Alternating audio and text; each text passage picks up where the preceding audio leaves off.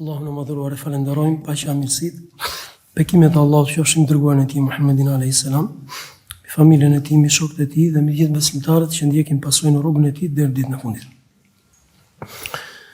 Pyetja që ne drejtojmë në këtë seri mësimesh mund ta quajmë është këtë do Allahu i lartësuar dhe kush janë ata njerëz që i do Zoti i gjithësisë.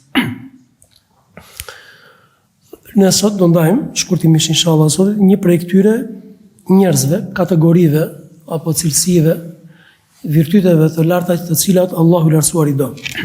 Duke lutur Allahun e madhëruar që na bëj risk ta kemi këtë cilësi dhe ta kemi këtë virtyt të lartë. Dhe bëhet fjalë për ndoshta atë më madhështorin që ekziston, dhe që është drejtësia, dhe që është drejtësia. Inna Allah yuhibbu al-muqsitin. Allahu i do ata të cilët janë të drejtë. Tani unë jam i bindur dhe ju jeni vetëdijshëm që të flasësh për çështjen e drejtësisë, përfshi gjithë jetën e njeriu, dhe përfshi shumë gjëra, dhe nuk është se e zaurojmë dot dhe nuk është se japim dot hakun. Mirë, po ne më së shumti që do ndalemi sot inshallah Zotit është një hadith madhështor ku pejgamberi alayhis salam thot, besoj se e keni dëgjuar të hadith. Thot, me të vërtetë të drejtët do të jenë tek Allahu i lartësuar mbi minbere drite. Pra bëhet fjalë në ditën e gjykimit. Në të djathtën e të gjithë mëshirshmit, e të dyja duart e tij janë të djathta.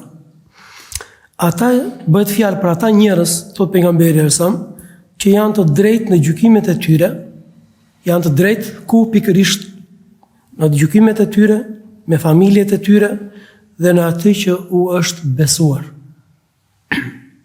Ky është hadithi. E keni dëgjuar besoj. S'ka dyshim thot pejgamberi alayhis salam se ata të cilët kanë praktikuar drejtësinë, e kanë jetësuar atë, kanë jetuar me drejtësi, e kanë ushtruar në jetën e tyre, në të gjitha sferat e saj, cili është përgëzimi, do të jenë tek Allahu mbi minbere drite, në të djathtën e të gjithë mëshirshmit. Pa që do thot këta njerëz, të cilët e kanë këtë cilësi, këtë karakteristik, imagjinoni se sa afër të gjithë mëshirshmit Allahu të lartësuar do të jenë në ditën e gjykimit, do të jenë në djathtën e të gjithë mëshirshmit. Pra do të jenë afër Allahut të lartësuar. Por jo vetëm kaq, do të jenë shumë të ekspozuar mbi minbere drite. Dhe këtë minbere drite besoj se e kemi dëgjuar shpesh. Pra vjen në shumë përgëzime nga i dërguari i Zotit lartësuar. Për shumë kategori besimtarësh. Pra që do të thotë prej shenjave të nderimit, të lartësimit, të shpërblimit, që do të vinë prej Allahut të lartësuar, për besimtarët në ditën e gjykimit, do të jenë dhe ekspozimi i tyre, vlerësimi i tyre dhe shpërblimi i tyre mbi minbere drite. Minber cili është një vend pak i ngritur nga pjesa tjetër e terrenit. Pse pikërisht në xhami duhet të jetë minberi? Dhe pejgamberit alayhis salam ja propozuan për ta mbajtur xhuman në një minber. Dhe i dërguari Allahut të lartësuar u dha leje atyre. Dhe këtë minber e bën me 3 shkallë sahabët. Pse pikërisht ai i cili do ligjëroj të jetë, pra të dëshmohet, të shikohet, të jetë i ekspozuar ndaj atyre të cilët e dëgjojnë. Dakor? Dhe këto minbere në ditën e gjykimit nuk do të jenë minbere të zakonshme, por do të jenë minbere drite. Gjë e veçantë.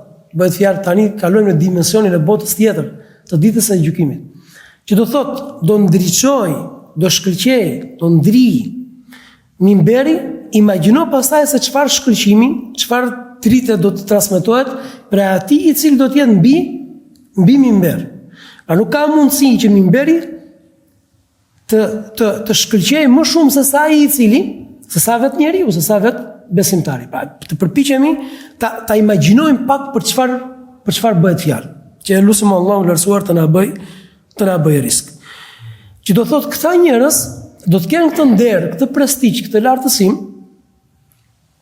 dhe do të jenë afër të gjithë mëshirshmit, afër Allahut të lartësuar, për faktin se këta njerëz i kanë patur këto 2 cilësi në jetën e përditshme, në jetën e kësaj bote. Cilat janë këto 2 cilësi? Këta kanë qenë afër të gjithë mëshirshmit, me veprat e tyre, me devotshmërinë e tyre, me cilësitë e tyre, kanë qenë afër të gjithë mëshirshmit në jetën e kësaj bote, automatikisht el jaza min jinsil amel. Allahu shpërblen siç e meriton robi. Siç ka operuar, siç ka jetuar në këtë dunja, ashtu ta gjej Zotin e gjithësisë në botën tjetër.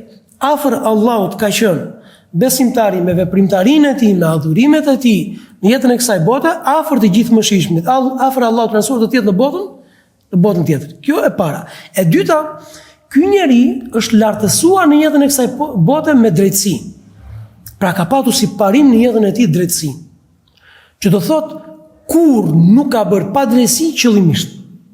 Pa kur nuk është nisur në jetën e tij të bëj pa drejtësi. A ka gabuar? A mundet të mos ja ketë qelluar në një moment apo në momentin tjetër? Po, mundet. Dhe kjo gjë mundet duke ndodhur pa dashje dhe profetëve të Zotit lartësuar. Siç transmetohet, siç vjen në Kur'anin famëlar që me Daudin alayhis salam gabojnë në gjykim apo jo? U nxituan në gjykim. Ama a u nis nga padrejësia, u nis për të bërë padrejësi?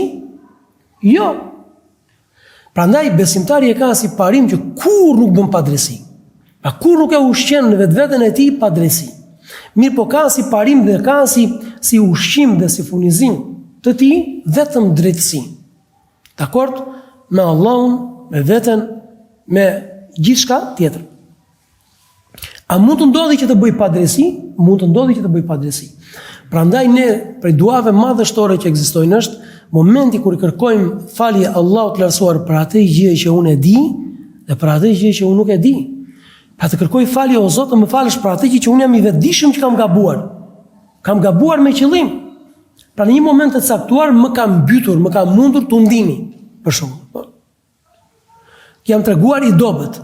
Kam gabuar me vetdije. Mirë po në momentet e caktuara kam gabuar pa vetdije. Atëherë të kërkoj falje, të më përfshish në mëshirën tënde për atë gjë që unë e di dhe për atë gjë që unë nuk e di. Dakor? Ama të nisem dhe të gaboj nga me qëllimisht t'i bëj padrejësi dikujt, kjo është kriminale. Dhe kjo është jashtëzakonisht e rrezikshme.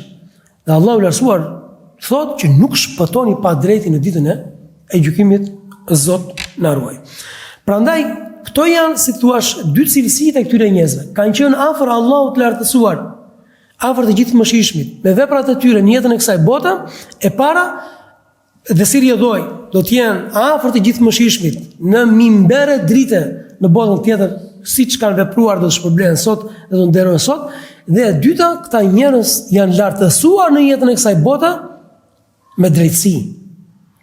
Janë ekspozuar në mesin e njerëzve, janë lartësuar në mesin e njerëzve, janë veçuar në mesin e njerëzve me drejtësi. Si rjedhoj sot, i veçon Allahu lartësuar nga gjithë njerëzit për shkak të drejtësisë. Për shkak të drejtësisë. Tani, cilët janë konkretisht? Janë ata, thot pejgamberi alayhis salam, të cilët kanë qenë të drejtë në 3 raste, në 3 fusha, në 3 momente. Kanë qenë të drejtë në gjykimet e tyre, në momenti që gjykojnë. Wa idha hakemtum bayna an-nasi an tahkumu bil 'adl. Nëse ju lipsat, nëse ju nevojitet që të gjykoni mes njerëzve, të gjykoni me drejtësi, thot Allahu i lartësuar, pa anuar. Pra në gjykimet e tyre, me familjet e tyre dhe në atë që u është besuar. Në gjykimet e tyre këtu përfshin njerëzit të cilët kanë pozitë. Dikush është prijës, dikush është udhëheqës, dikush është si thua, ka një pozitë, ka një post të caktuar. Dhe dikush është gjykatës. Dhe i duhet të gjykojnë mes njerëzve. Do gjykojnë çështje gjaku, do gjykojnë çështje nderi, do gjykojnë çështje pasurie, të drejtat e njerëzve, fatet e tyre, ndjenjat e tyre, dakord? Çështje të cilat peshojnë jashtëzakonisht shumë. Atëherë si duhet të gjykoj? Vetëm do synoj drejtësinë. Asnjë gjë tjetër. Madje Allahu i lartësuar ne shkon deri aty sa që i kërkohet besimtarit që të peshoj, të anoj apo të gjykoj me drejtësi edhe në rrethana shumë të vështira. Për atyre rrethanave cilat është wala yajrimannakum shana'anu qaumin ala an la ta'dilu i'dilu. Edhe nëse ju kërkohet që të gjykoni mes njerëzve ose të gjykoni për ata njerëz të cilët keni armiqësi, është armiku yt, është hasmi yt. Të kërkohet drejtësia. Edhe pse ai për shkaqe të tjera mund të meritoj, si të thuash me një fjalë, mallkimin e Zotit dhe dënimin e Zotit, ai mund të meritoj xhehenemin, mund të meritoj shumë gjëra. Ama kur vjen puna për tek gjykimi, për tek drejtësia, atëherë edhe nëse është armiku juaj, thot Allahu lartësuar, edhe nëse është hasmi, edhe nëse është një njeri që ti nuk të pëlqen, s'ke fare simpati, drejtësia është drejtësi. Tjetër gjë, edhe nëse ju kërkohet që të gjykoni kundër prindërve, familjarëve, madje edhe kundër vetes, përsëri gjykoni me drejtësi. Huwa aqrabu lit-taqwa, sepse kjo është më afër devotshmërisë. Dhe besimtari synon gjithmonë devotshmërinë, kënaqësinë e Allahut të lartësuar dhe drejtësinë. Dhe tjetër gjë, pra edhe nëse i kërkohet që të gjykoj mes njerëzve ose të jetë përballë njerëzve të cilët janë familjarë të tij, janë të afërmit e tij. Mirë. Tani ata të cilët gjykojnë, thotë pejgamberi alayhisalam, janë të drejtë në gjykimet e tyre, në familjen e tyre dhe në ato gjëra të cilat është besuar. Kjo tregon se çështja e drejtësisë, mbajtjes së drejtësisë, nuk është vetëm çështje që ka të bëjë me gjykatësit, sepse ne për shembull i bijmë shkurt dhe themi gjykatësit e mirë. Sa të vështirë kanë çështjen. Që pejgamberi alayhisalam thotë që një pjesë e mirë e tyre do të jenë në zjarr. Jo. Çdo njeri, çdo musliman në një farë mënyrë është gjykatës. Sepse kërkohet të jetë gjykatës i drejtë në familje. Pra, a ushtron drejtësinë me bashortën e tij, a ushtron drejtësinë mes fëmijëve të tij. Çdo besimtar i cili ka një tregti, ka një biznes, ka një punës, merr dikon në punë, është gjykatës. Dhe i kërkohet atij dhe normalisht do merret llogari prej Allahut të lartësuar, a tregoj drejtësinë me atë njeri i cili e ka në zotrimin e tij, ose si thua e ka marrë për të shërbyer. Dakor? Tjetër gjë, me ata qoftë njeriu merret ose i kërkohet të tregojë dhe të ushtrojë drejtësinë me fjalët e tij. Bëjmë pa drejtësi dhe nuk e kuptojmë me përgojimet, me thashethemet, ke cënuar nderin e njerëzve, ke cënuar autoritetin e tyre, ke cënuar mbjenjat e tyre, nderin e tyre. Dakor? Nuk na kërkohet që të jemi të drejtë duke u dhënë hakun dhe atë që meritojnë njerëzit për sa i përket autoritetit, për sa i përket hierarkisë, për sa i përket peshës, për sa i përket të drejtave, dakor? Nëse është prijës, nëse është dietar, nëse është hoxh, nëse është vëlla musliman, nëse është një njeri i cili mund të jetë viktim, dakor? Si e menaxhon gjuhën tënde?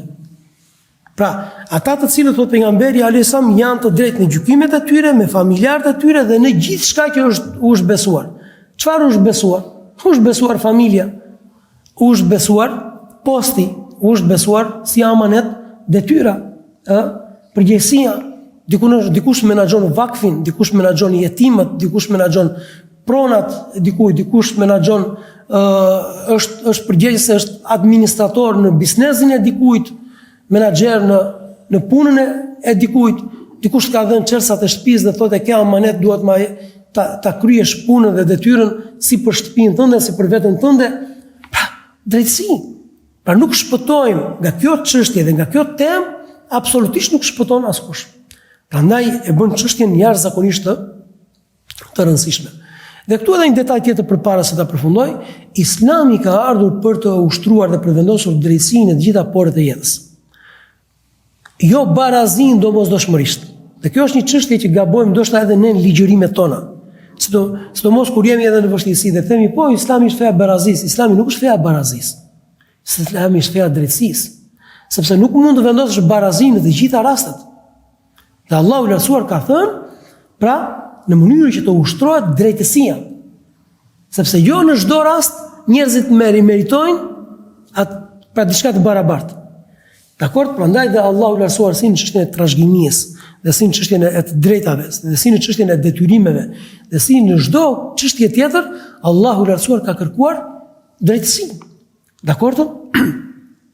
Prandaj Allahu i lartësuar thotë, Allahu është ai i cili ka dërguar profetët, ka zbritur librat në mënyrë që njerëzit të jetojnë dhe të ushtrojnë drejtësinë në të gjitha porët e jetës së tyre, në të gjitha fushat apo sferat e jetës së tyre. Kjo është e para shumë e rëndësishme që duhet të kuptojmë. E dyta, që është po kaq e rëndësishme, drejtësia më madhështore që kërkohet prej besimtarit është drejtësia me Zotin e gjithësisë. Dhe kulminacioni i kësaj drejtësie është tauhidi. Është që të gjitha adhurimet e tua t'ia dedikosh Allahut të lartësuar. Prandaj, nëpërmjet gojës së Lukmanit, çfarë porosie kemi marrë ne dhe çfarë mësimi kemi marrë ne? La tushrik billah inna shirke la dhulmun adhim. Mos i bëj shirk Zotit, se shirku është padrejësi jashtëzakonisht e madhe. Prandaj nuk mund të gjësh padrejësi më të madhe sa padrejësia që bëhet karshi Zotit të lartësuar. Çfarë është drejtësia? Vendosja e çdo gjëje në vendin përkatës. Ti japësh çdo njeriu, çdo gjë, atë gjë që meriton. Po shkoni se sa çfarë ekuilibri duhet. Shkoni se sa mprehtë është, shkoni se sa delikate është. Pra, për ta bërë diçka të tillë, automatikisht duhet të mësosh të drejtat dhe detyrimet.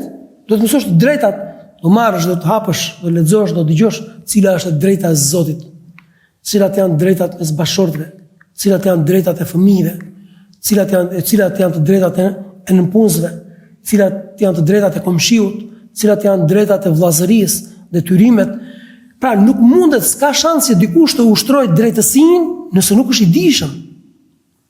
Dhe nuk ka shans që dikush të ushtrojë drejtësinë nëse është emocional. Fiksojeni këtë gjë.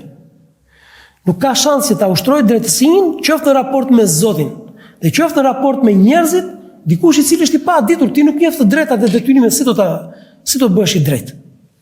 Prandaj, besimtari çfarë bën? Shpërvesh mangët dhe mëson cilat janë ato drejtat, detyrimet që kam unë karshi Zotit tim. Detyrimet në familje, detyrimet tani ke marrë një post, ke marrë një amanet. E mëson, e bën ujë që thot populli. Për gjësinë tënde. Dhe këtu pastaj fillon dhe e ushtron. Dhe këtu në ushtrimin e drejtësisë nuk ka vend për emocion. Besimtari është i ftohtë. Çdo thot për emocion, ky është vllajtim, këtë e kam më shumë shok se sa këtë tjetrën. Në hoxha thotë e kam më të dalluar se atë tjetrin, apo dikush thot për këtë kam më simpati për këtë sepse s'ka emocion. Në ushtrimin e drejtësisë. Në të kundërt pastaj është e pamundur që të bëhet diçka e tillë. Ky është përgëzimi madhështor. Ata besimtarët e drejtë do të jenë në minber e dritën e ditën e gjykimit, në të djathën e të gjithëmëshirshmit, afër të gjithëmëshirshmit, janë ata të cilët janë të drejtë dhe ushtrojnë drejtësinë në të gjithë jetën e tyre. Në raport me Zotin, në raport me familjen, në raport me gjykimet, në raport me mendimet, në raport me gjuhën, nuk e lëshojnë gjuhën dhe të bëjnë padrejësi, dhe në raport me gjithë shka që kanë marrë si amanet dhe përgjegjësi, bi veten e tyre. Lutim Allahun lartësuar që të dalim faqe bardhë dhe të japim hakun kësaj çështje madhështore dhe të përfshihemi në dashurinë e Allahut të lartësuar.